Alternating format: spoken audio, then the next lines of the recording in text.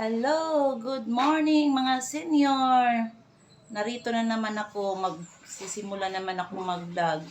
Medyo matagal-tagal na ako hindi nakapag-vlog, hindi nakapag-video dahil busy ito senior ninyo. Kagagali lang namin sa Mindanao dahil namatay yung kapatid ko. Saka wala naman tayo masyadong internet doon, dito lang sa bahay. Medyo namimiss ko rin ang mag-vlog. Kaya ito na naman, umpisa na naman tayo mga senior sa buong mundo. Yan, umpisa na natin kung ano ang buhay-buhay ng bilang isang senior, bilang isang retiradong hindi na maaari pang mag-alagala pa masyado dahil may katandaan na. Sa bagay, pag mayroong pagkakataon, yan, gagala-gala tayo. Ngayon, sa araw na ito, umpisa na namin ang paglilinis sa bahay na ito. Nako. Tingnan natin na yung asawa ko. Ayan, busy yan. Naglalaba yan. Dahil ang dami namin labahin sa bahay. Gala yung buktot na ha. Yan, yung asawa ko. Mabait yan. Mabait yan pag hindi yan sinusumpo. Naglalaba yan. Naglalaba yan dahil gusto niyang maglaba kaysa sa maglalayas-layas. Gusto niya maglaba. Ako na naman, magluluto naman ako dito sa kusina. Magluluto ako ng oatmeal. Ayan yung mga pusa ng luluto. Bakit madilim dito? Tika, sandali. Yan, nagluluto ako ng oatmeal. Yan ang pagkain namin. Umaapaw na pala, hindi ko na malayan. Umaapaw. Ito lamang lutuan namin kasi natatakot na akong gumamit ng yung stove na malalaki dahil baka hindi natin mabantay. Saka napakamahal ng gas niya. Natin ng kunting asukal yung niluluto ko na oatmeal yon. Ito, may asukal dito. Oh. Ito yung asukal. Kunti lang. Kunting asukal lang. May lalagyan ko din ng gatas. Ubusin na natin ito. Yan. Tapos kukuha ko ng gatas. Bumili kami ng insure dahil sabi ng pinsan namin kailangan daw sa senior na mayroon tayong gatas na ganito dahil nanghihina na yung katawan natin. Yan, bumili na ako nito dahil ang katandaan natin kailangan na ng yung mga masustansyang pagkain. Kaya ito lang binili ko. Ito yung insure. Okay. Ito yung dalawang pusa namin. Mamaya mag-aaway yan. Naku, wag naman kayo mag-aaway-aaway. Sa tinga pag nag-aaway-aaway kayo. O yun, tingnan mo. Yan, parang hahalikan. Pamamaya yan. Aawayin niya yan. Pala ko ng mangga kahapon. Murang-mura lang. 70 lang ang kilo. Kaya binili ako yung 3 kilo. Yung 1 kilo binigay ko yun sa kapatid ni Alex. Saka mayroon pa ito ditong macaroni. Cheese macaroni, binigay ito sa sa kasama naming teacher na nanggaling sa abroad. Niluto ko pero hindi namin naubos eh. Yan, baka mamaya ubusin namin ito. Yan, ito na yung yung oatmeal.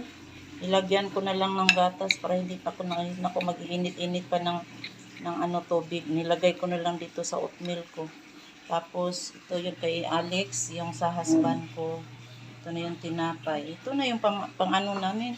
Agahan. Babe, balik ka na, babe. Kain na tayo, babe. Balik ka na.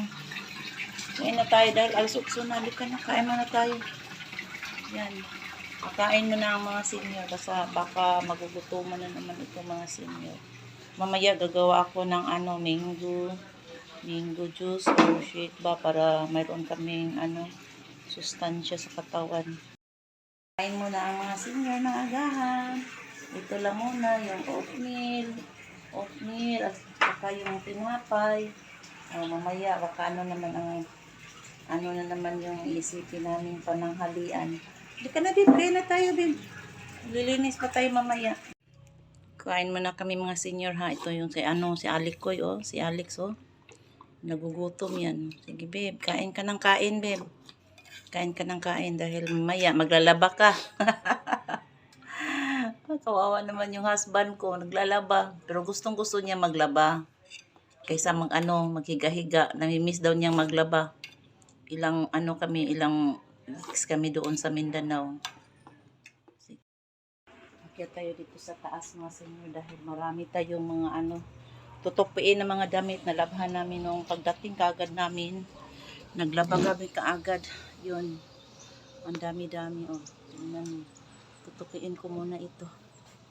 Para akong hinihingal sa pag-akyat ng hagdanan. Nakakapagod. Kasi naghugas ako ng plato, pa ako ng misa. Nililinis ko ng maigi dahil madumi. Meron kasing pusa at saka may mayroon kaming bagong tuta, maliit. Saka napakaitim kaya habang naglalaba doon si Alikoy sa baba, ako naman dito sa itaas. Tutupiin ko muna ito mga nalabahan namin nung pagdating namin kaagad. Yung isang araw, tutupiin ko muna ito kasi tuyo na ito eh. Dito oh. Sige muna, babay muna mga senior ha. Pag yun ako hindi ko matapos pagtupi nito. Naantok ako, nahiga ako. Medyo sakit ang ulo ko. Sakit ang mata ko. Kaya bababa muna ako. Kasi parang nagugutom ang matanda.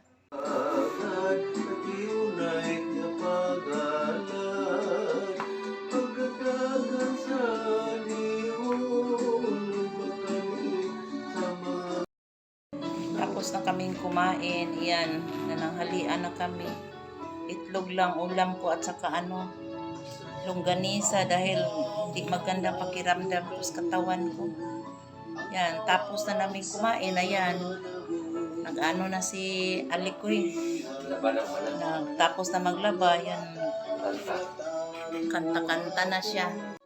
Iwan ko muna si Alikoy dyan. Titingnan ko, hanapin ko muna yung maliit naming pusa. Ay, pusa lang pala. Hindi pala pusa. Yung maliit naming aso na napakaitim. Nandito lang, oh. Ang bait-bait niya. Bait-bait mo, Ito ay, galing kami sa punta kami sa Mindanao. Sabi ng anak ko, may nagregalo daw sa kanya ng isang, sabi ko, huwag ka na magdala ng aso sa bahay. Maliit lang bahay natin. Pero nakita ko naman ito, ang bait-bait talaga.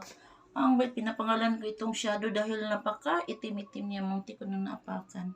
Kaya man ako dito sa hagdanan, matutulog ako. Yan, larawan ng anak ko. Oh. Tutulog ako dahil maghapon na. Ito na naman yung namin. Doon sa Alikoy sa baba, oh.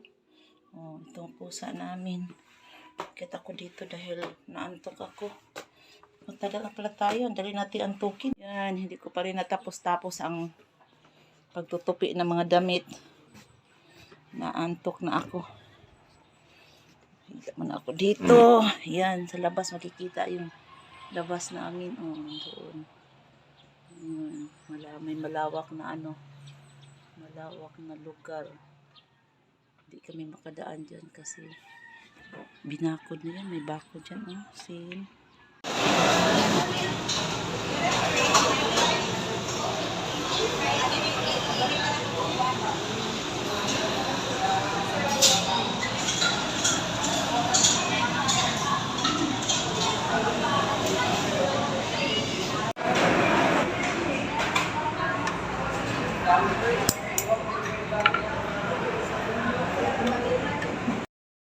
Kasi yun, nandito kami sa bahay. Hindi namin natapos-tapos yung vlog ko, yung video ko last time. Kasi mayroon kaming ginagawa. Hindi ko maintindihan. Ang dami kong ginagawa. Pumupunta kami doon sa LTO.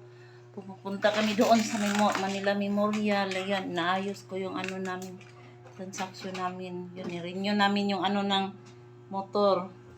Tapos, rehistro ng motor. Tapos, pumunta din kami doon sa sa Manila Memorial. Ang daming prosesong ginagawa. Kasi ini-reinstate ko yung yung membership ko doon. Oh, yung sa Manila Memorial. Kaya nakakapagod, no. Dali na tayong mapagod kapag senior na tayo. Hindi ko maintindihan kung anong naramdaman ko, lalo na pag mainit. Ay, nako. Masyado. At nandiyan yan dyan si Alikoy, mayroon na naman siyang ginagawa doon sa ano namin, sa television namin. Naayos niya yung television namin kasi hindi maganda yung reception. At dito naman sa baba, nandito yung mga yung mga alaga namin. Kaya, hello mga ka-senior, narito yung mga senior, yung si Alikoy, yan, may ginagawa ron doon. Yung mga ka-senior, dito ko na lang siguro i-end yung yung vlog ko dahil parang masama ang pakiramdam ko, ang sakit ng ulo ko dahil doon kami sa init kanina. Maalis-alis ngayon. Meron na akong insert dito na konting mga kaganapan ng pagpaligo namin doon sa Mindanao. Sana huwag niyong kalimutan panoorin itong simple na yung simple na vlog ko. Nandyan si Alikoy, siguro nagugutom yan. Sige, bye-bye muna mga kasi sa susunod. Sa ulitin. Bye! And all my